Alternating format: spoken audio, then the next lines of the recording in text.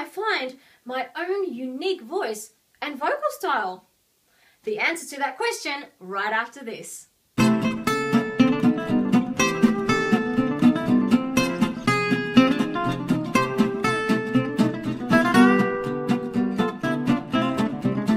Hey Songbirds, Kerri Ho from thesongbirdtree.com, where we get grounded, take flight and sing.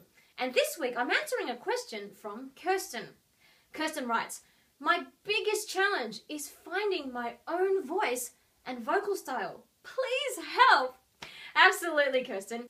I have 5 tips to share. Number 1, what do you have currently playing on repeat on your iPod or whatever device you use to listen to your music?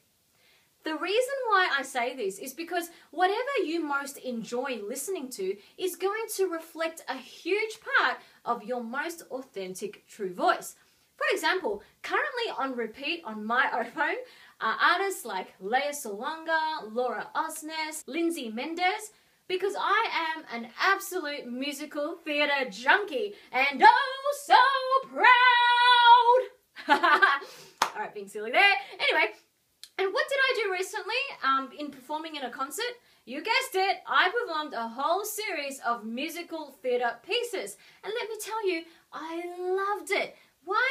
Because it really reflected who I authentically am as a person.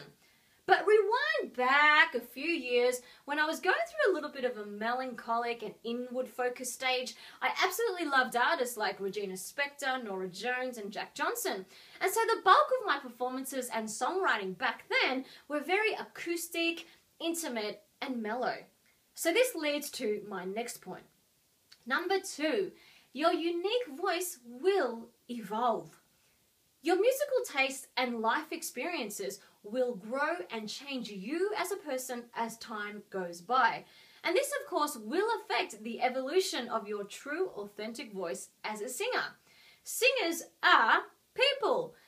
Yeah, I know it sounds a bit dumb to say that, but seriously, you cannot separate who you are as a singer and who you are as a human being. So as you develop as a person, so too will your unique voice and style. It takes time to truly find your voice, and it's not something that you can be impatient about.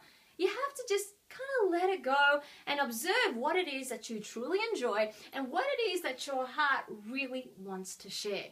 Naturally, your unique voice and style will reflect where you are in life right now and the experiences that you have really connected with. Number 3, have fun with lots of different types of music. While you are on the road to discovering your unique voice and vocal style, it's important to try out different styles. Like listen to everything from pop to rock to opera to country.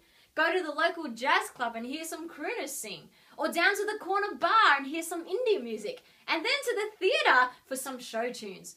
Experience as much as you can and soak it all up like a sponge. And you know what? The cheapest and most convenient way is via the internet. Terrific tip. If you haven't already downloaded Spotify, it allows you to do free streaming of all music. So get onto that, okay?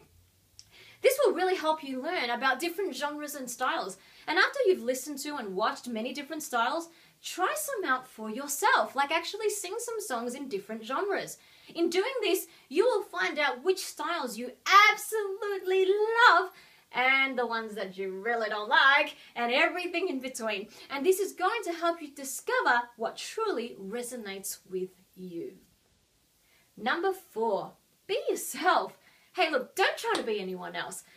Now, I'm not talking about closing yourself up from learning from your singing idols. Actually, I really advocate mimicking your idols, especially in the beginning of your journey, because you can really learn from analyzing what other people do. But what I'm saying is that when it comes down to crunch time, like for example, when you're ready to record your first single or you're ready to perform a show, you got to leave all that behind and just be yourself. The only way you are able to truly connect and touch your audience is if you show up authentically. Which brings me to my final point. Number 5, there's no such thing as failures, just learning experiences. You see, on the road to discovering your unique voice and vocal style, you need to be okay with stuffing it up sometimes. Seriously, it's the only way to learn. So maybe you perform somewhere or you record something and it's terrible. You know what? That's okay. I cannot tell you how many times I have done that. Seriously, I cringe when I actually listen back to my old recordings. I kid you not. But seriously, I am only where I am today because I have stuffed up so many times before and I've allowed myself to. I haven't waited till I'm perfect, because that's never going to happen. It really does take many, many tries to do something great. And you'll find that once you reach that standard, you're going to have to be okay with stuffing it all up again because you're going to want to keep going and learning and growing more. So remember, take them all your stuff-ups as learning experiences and keep singing.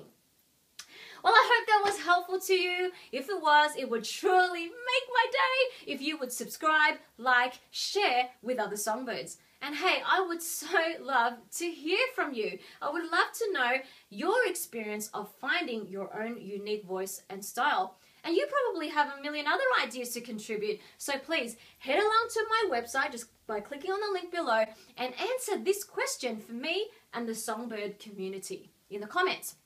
How do you find your own unique voice and vocal style? Finally, remember that the world will be poorer without the unique contribution that you have to give with your music. So, Songbird, get out there and sing!